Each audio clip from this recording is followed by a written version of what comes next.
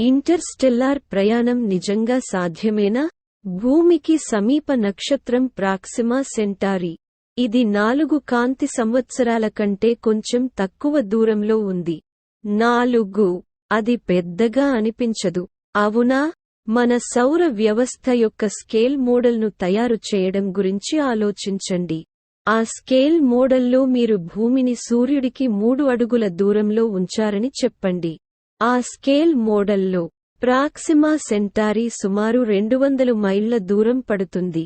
వేగవంతమైన అంతరిక్ష నౌకలలో ఒకటి న్యూ హారిజన్స్ గంటకు 36,000 మైళ్ల వేగంతో కదులుతూ ప్లూటోను చేరుకోవడానికి దాదాపు 10 సంవత్సరాలు పట్టింది.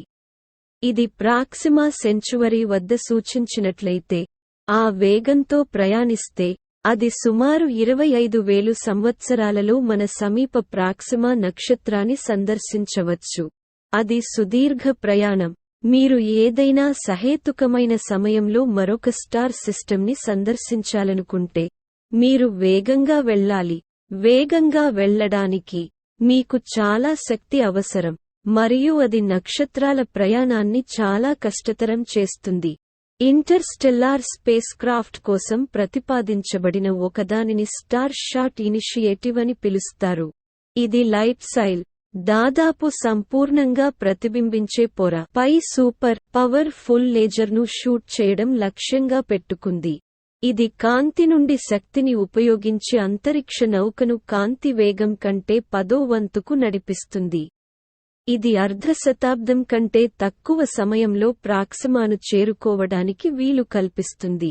ఈ పని చేయడానికి లేజర్ యునైటెడ్ స్టేట్స్లోని ప్రతి ఒక్క అణు రియాక్టర్ నుండి మొత్తం శక్తిని ఒకేసారి ఉపయోగించాల్సి ఉంటుంది, మరియు ఇది 10 నిమిషాలు పనిచేయవలసి ఉంటుంది. ఇది మేము మా అత్యంత శక్తివంతమైన లేజర్లను ఆపరేట్ చేసిన దానికంటే దాదాపు క్వాడ్రిలియన్ రెట్లు ఎక్కువ. ఓహ్ సరే, మరియు అంతరిక్ష నౌక పేపర్ క్లిప్ కంటే ఎక్కువ బరువు ఉండదు. స్టార్ షాట్ గురించి ఏదీ భౌతికంగా అసాధ్యం కాదు. నిజంగా కష్టతరమైనది మరియు ఖరీదైనది, మరియు దశాబ్దాలుగా కాకపోయినా శతాబ్దాల తరబడి సాంకేతికతను ఉపయోగించడం వల్ల ఫలించలేదు. ఖచ్చితంగా వార్మ్హోల్లు లేదా వార్ప్ డ్రైవ్లను నిర్మించడం వంటి మరిన్ని అద్భుత ఆలోచనలు ఉన్నాయి, మరియు ఆ భావనలు వాటి మూలాలను సక్రమ భౌతిక శాస్త్రంలో కలిగి ఉన్నప్పటికీ, ముఖ్యంగా సాధారణ సాపేక్షత, గురుత్వాకర్షణ శక్తిపై మన ఆధునిక అవగాహన, వాటి సమీప అసంభవం యొక్క వాస్తవికత కూడా భౌతిక శాస్త్రంలో పాతుకుపోయింది. మీరు ఎప్పుడైనా వార్మ్హోల్ లేదా వార్ప్ డ్రైవ్ను నిర్మించాలనుకుంటే, ముందుగా మీరు ప్రతికూల ద్రవ్యరాశి యొక్క ఆరోగ్యకరమైన మొత్తాన్ని కనుగొనాలి. అది విచిత్రంగా అనిపిస్తుంది, అది ఎందుకంటే ప్రతికూల ద్రవ్యరాశితో ఏదైనా వాస్తవానికి మన విశ్వంలో ఉందని మాకు ఎటువంటి ఆధారాలు లేవు, మరియు అది సాధ్యం కాదని అనుమానించడానికి మాకు చాలా మంచి కారణాలు ఉన్నాయి. Pulsar Fusion interstellar space travel reality చేయడానికి న్యూక్లియర్ ఫ్యూజన్ని ఉపయోగించాలనుకుంటోంది. Space propulsion company Pulsar Fusion ఇంగ్లాండ్లో ఒక పెద్ద న్యూక్లియర్ ఫ్యూజన్ ఛాంబర్పై నిర్మాణాన్ని ప్రారంభించింది, ఎందుకంటే ఇది అంతరిక్షంలో న్యూక్లియర్ ఫ్యూజన్ పవర్డ్ ప్రొపల్షన్ సిస్టమ్ను కాల్చిన మొదటి సంస్థగా కావడానికి పోటీ పడుతుంది. న్యూక్లియర్ ఫ్యూజన్ ప్రొపల్షన్ టెక్ నిస్సందేహంగా అంతరిక్ష పరిశ్రమలో గోల్డెన్ గూస్. మార్స్కు ప్రయాణ సమయాన్ని సగానికి తగ్గించవచ్చు మరియు టైటాన్, శని, చంద్రునికి ప్రయాణ సమయాన్ని 10కి బదులుగా 2 సంవత్సరాలకు తగ్గించవచ్చు.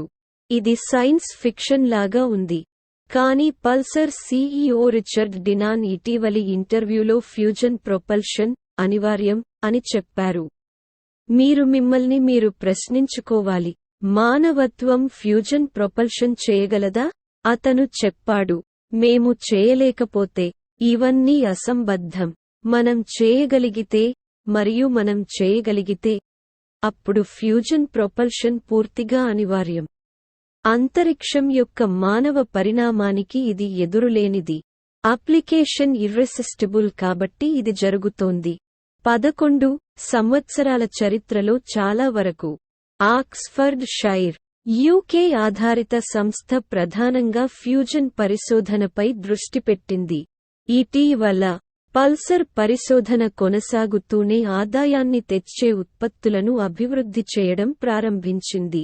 అంతరిక్ష నౌక కోసం హాల్ ఎఫెక్ట్ ఎలక్ట్రిక్ థ్రస్టర్ మరియు రెండవ దశ hybrid rocket engine, nuclear advanced manufacturing research centre మరియు కేంబ్రిడ్జ్ యూనివర్సిటీతో పాటు విచ్ఛిత్తి ఆధారిత ప్రొపల్షన్ సిస్టమ్ను అభివృద్ధి చేయడానికి కంపెనీకి 2022లో యూకే స్పేస్ ఏజెన్సీ నుండి నిధులు లభించాయి. కానీ పల్సర్కి లోతైన అంతరిక్ష ప్రయాణం యొక్క భవిష్యత్తు ఫ్యూజన్ ప్రొపల్షన్తో దృఢంగా ఉంటుంది. స్పేస్ ప్రొపల్షన్ కోసం ఫ్యూజన్ నిస్సందేహంగా భూమిపై విద్యుత్ ఉత్పత్తి కోసం ఫ్యూజన్ కంటే చాలా సరళమైనది, ఎందుకంటే అంతరిక్షంలో పరిస్థితులు చాలా చల్లగా మరియు ఖచ్చితమైన వాక్యూమ్ ఫ్యూజన్ ప్రతిచర్యలకు అనుకూలంగా ఉంటాయి. ఆ ప్రతిచర్యల యొక్క నమ్మశక్యం కాని శక్తి సాంద్రత అత్యంత వేగవంతమైన ప్రయాణ వేగాన్ని ఉత్పత్తి చేస్తుంది మరియు ఇప్పటికే ఉన్న ప్రొపల్సివ్ సిస్టమ్లతో పోలిస్తే కొంత ఇంధనం మాత్రమే అవసరం. సిస్టంలో ఇది ఇంకా పరీక్షించబడనప్పటికీ ఈ సాంకేతికత ఒక ప్రయోజనాన్ని అందిస్తుంది.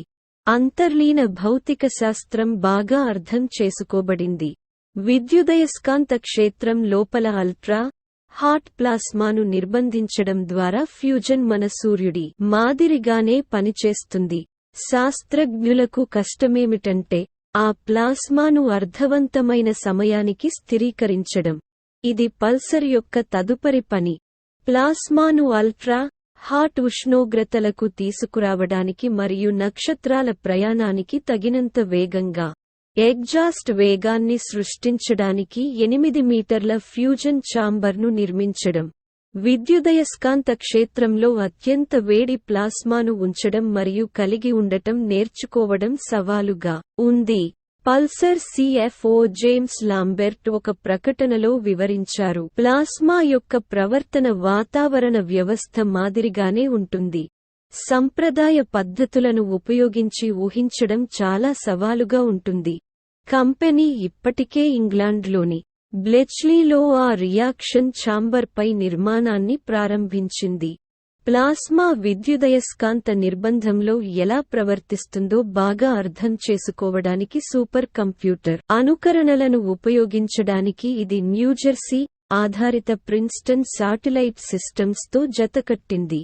రాకెట్ ఇంజిన్ నుండి ప్లాస్మా ఎలా ప్రవర్తిస్తుందో కూడా ఈ జంట మోడల్ చేస్తుంది మరియు ఆ డేటా పల్సర్ యొక్క రాకెట్ ఇంజిన్ డిజైన్ను తెలియజేయడంలో సహాయపడుతుంది. తదుపరి దశలో కక్ష్యలో ప్రదర్శన ఉంటుంది. ఇక్కడ కంపెనీ మొదటిసారిగా అంతరిక్షంలో న్యూక్లియర్ ఫ్యూజన్ పవర్డ్ ప్రొపల్షన్ సిస్టమ్ను కాల్చడానికి ప్రయత్నిస్తుంది. మానవ జీవితకాలంలో మనం మన సౌర వ్యవస్థను విడిచిపెట్టబోతున్నట్లయితే అది చేయగలదని మనకు తెలిసిన ఏ ఇతర సాంకేతికత లేదు అని దినాన్ చెప్పారు. Thanks for watching.